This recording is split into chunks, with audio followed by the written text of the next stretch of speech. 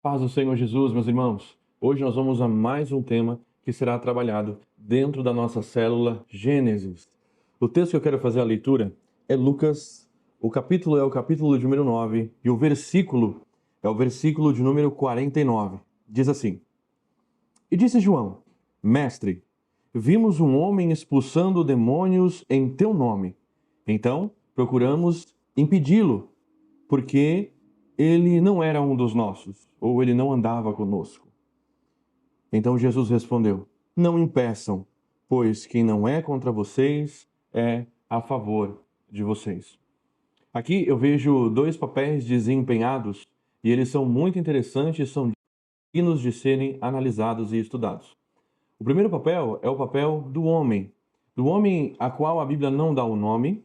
Segundo os discípulos, aparentemente não andava com eles, e ainda assim esse homem tinha um poder para expulsar demônios, para ajudar o reino de Deus a se expandir.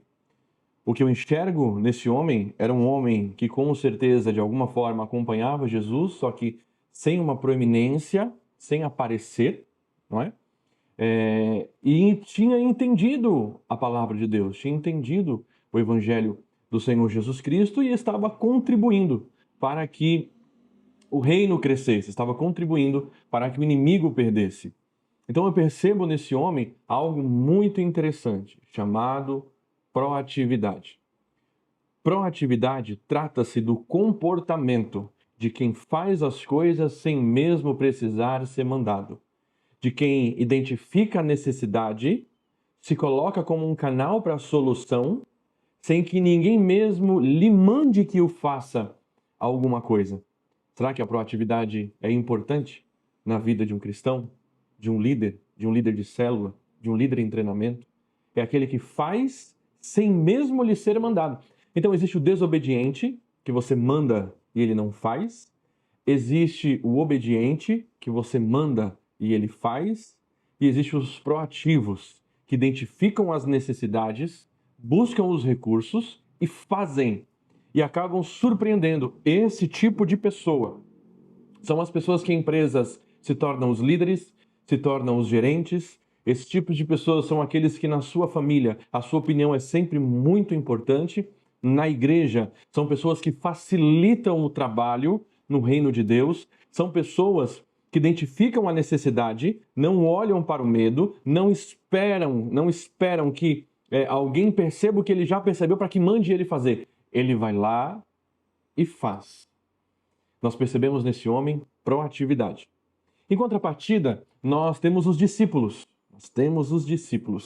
Eu gostaria de, antes de falar dos discípulos que perguntaram para Jesus se Jesus queria, não é, que aquele homem fosse impedido, eu gostaria de ler um pouquinho antes, no versículo 46, ainda no capítulo 9 de Lucas. Olha os discípulos o que eles estavam fazendo. Começou uma discussão entre os discípulos acerca de qual deles seria o maior. Eles estavam discutindo para saber qual seria o maior. Olha só. Qual seria o maior? Jesus, conhecendo os seus pensamentos, tomou uma criança e colocou em pé ao seu lado. Disse: Quem recebe esta criança em meu nome está me recebendo. E quem me recebe está recebendo aquele que me enviou. Pois aquele que entre vocês for o menor, este será o maior. Então nós percebemos que o foco dos discípulos estava neles, na pessoa deles. O orgulho, o egocentrismo. Quem vai ser o maior?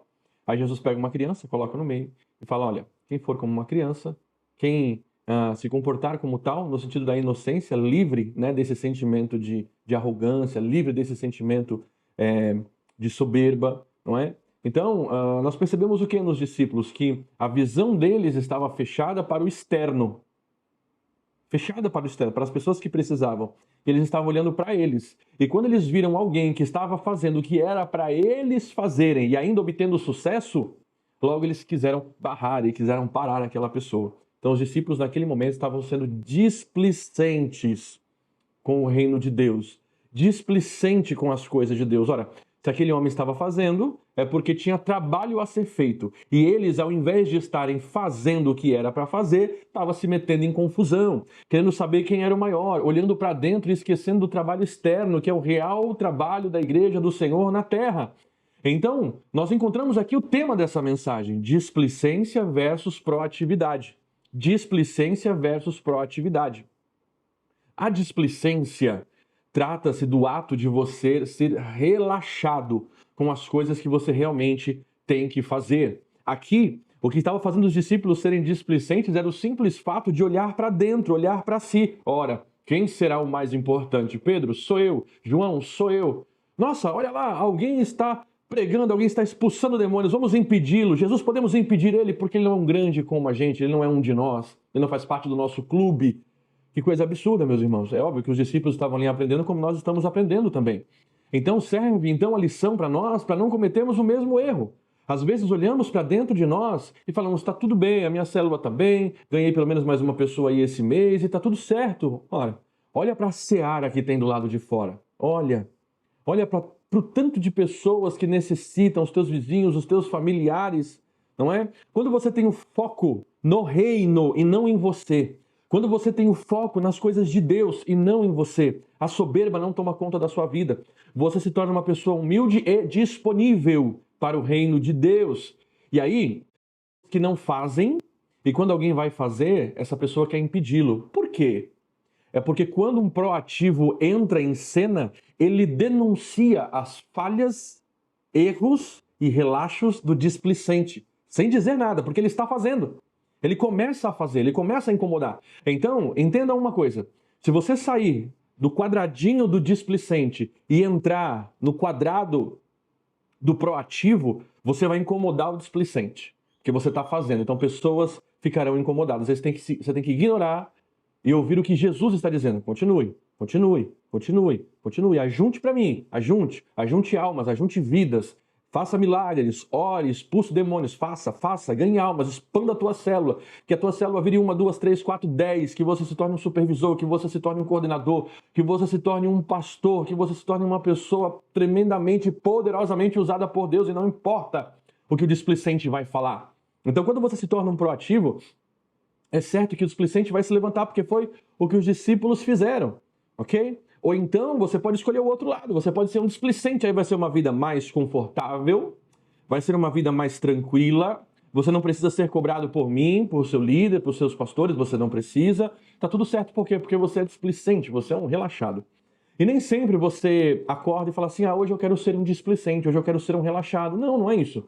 Muitas vezes a displicência, ela brota porque outras coisas são semeadas, como por exemplo o medo, como por exemplo uma falta de organização do seu tempo, como, por exemplo, autossabotagens que você inventa na sua cabeça, não é tempo para isso, não é tempo para aquilo, vou esperar um pouco mais.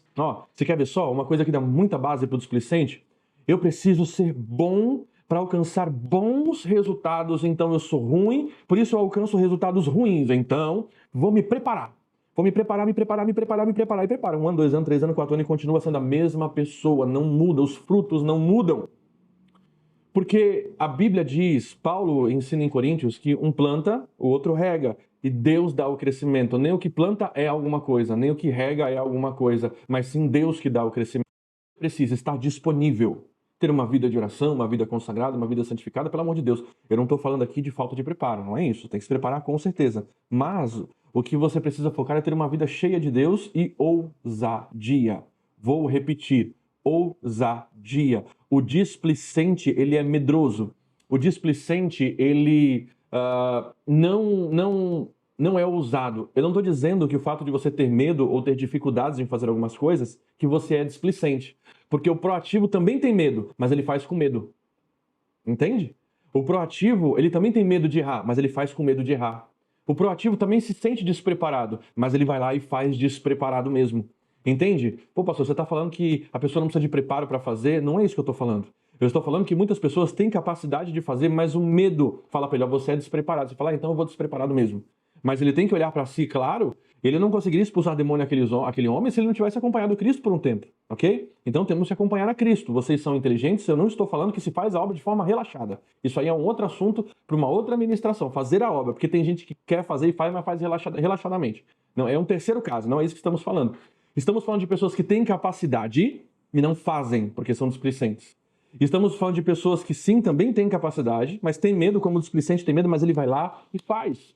Hoje, dentro da conjectura atual, dentro do contexto atual, como líder de célula, como líder em treinamento, qual papel você ocupa? Do displicente, que faz de qualquer jeito?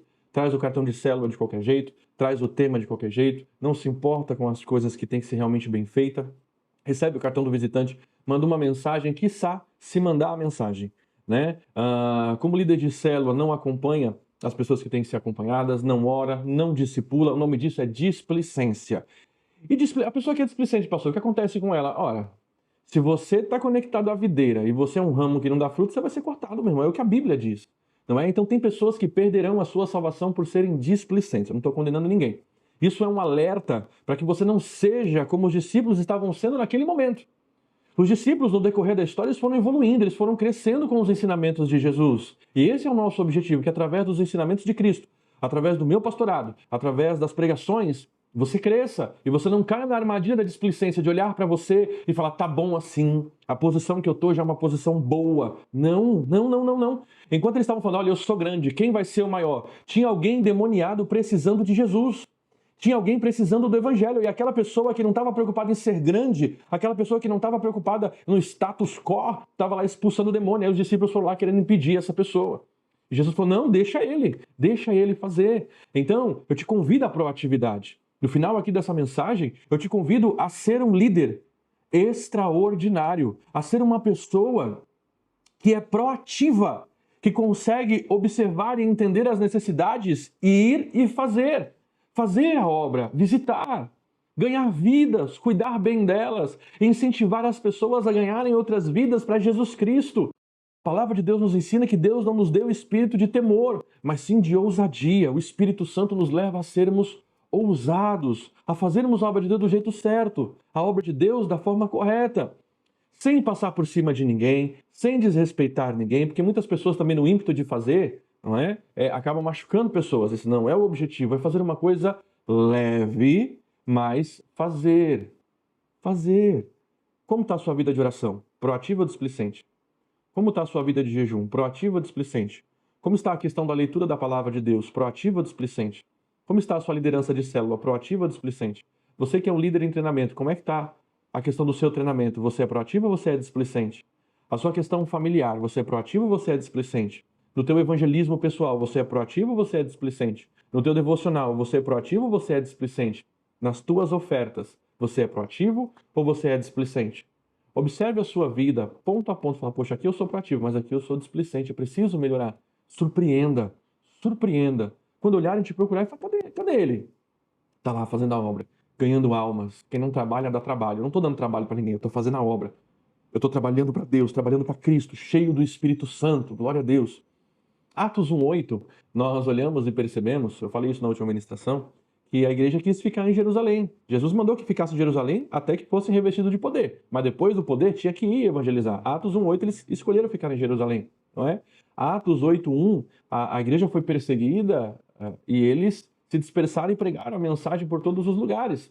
Então, às vezes, algumas pessoas em suas vidas passam por sacudidas de Deus na sua vida para acordar, para serem proativos, para serem bênção de Deus. Então, por favor, você como líder de célula, você como líder de ministério, você como um cristão que está ouvindo essa palavra, displicência, conforto, não está ligado ao evangelho de Cristo. O evangelho e conforto não combinam. Então, sim, é pesado, sim, é difícil a missão, mas quando você faz, por mais pesado que seja, você se sente mais leve do que você ser um displicente, sendo cobrado por Deus, sendo cobrado pela liderança. Esse peso é pior do que o peso de levar a missão, levar a sua cruz e depois sentir a leveza de obedecer a Deus, a leveza de fazer o que agrada a Deus.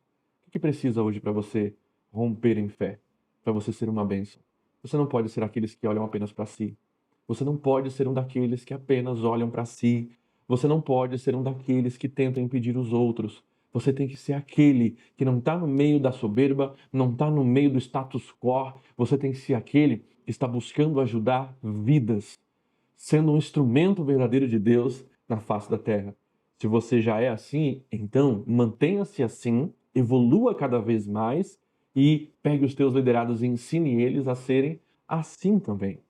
Deus te abençoe. Essa foi a mensagem que vai ser trabalhada em nossa célula Gênesis nessa quarta-feira. Fique na paz do Senhor Jesus.